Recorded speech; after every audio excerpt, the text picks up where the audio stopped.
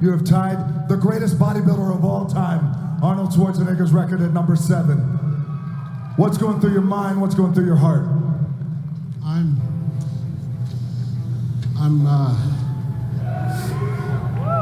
I'm just so thankful, because when I started bodybuilding on October 8th, 2002, I had no idea that I would be standing on this stage one day, winning the Mr. Olympia, let alone, being 7-time champion.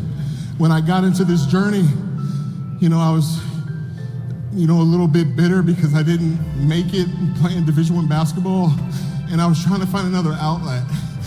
And bodybuilding taught me how to be strong mentally, physically, and emotionally through all life's challenges. It taught me how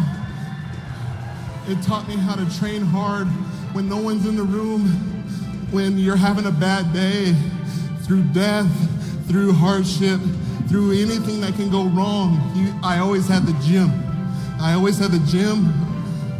Over at Arm Breast, I could train. I could train any time of the day. There would be days I would train by myself or with my fiance, Cherie, and I would be in there dying. Looking at those pictures in the gym of Schwarzenegger, of Coleman, of Haney, of Dorian, of everybody. And I would just tell myself, one more set, one more rep, just give it everything you got so you can put yourself in the best position to win. And that's all we can do in life, people. Sometimes life is gonna serve you up some curveballs, but I challenge each and every one of you to step in that batter's box and take a damn swing. Just take a swing.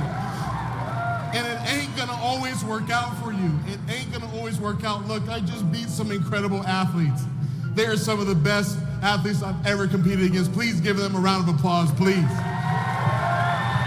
Because they have made this so hard. But I can tell you what, my faith in God, my family, my trainer, Honey Rambod, I love you, man.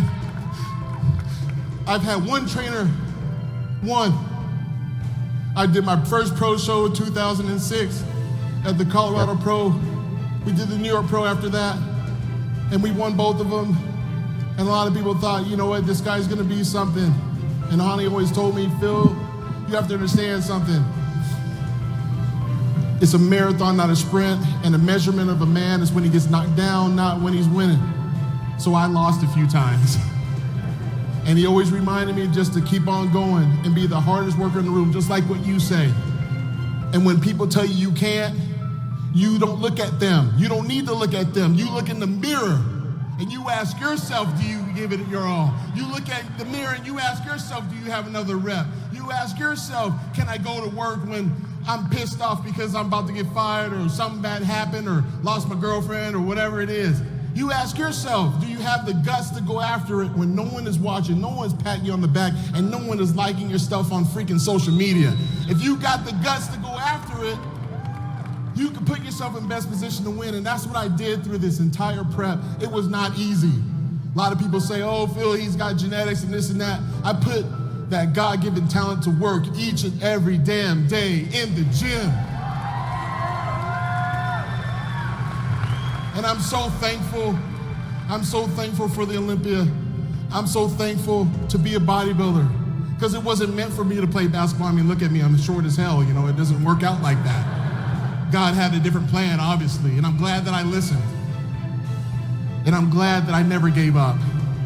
And I know there's a lot of incredible athletes wanting to kick my ass next year, but I know this, winning is habitual.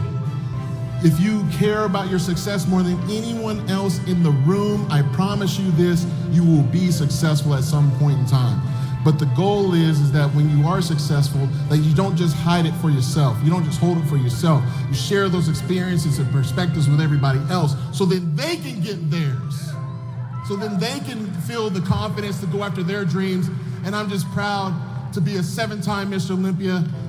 And like the great Oak said, next year, I'll be back.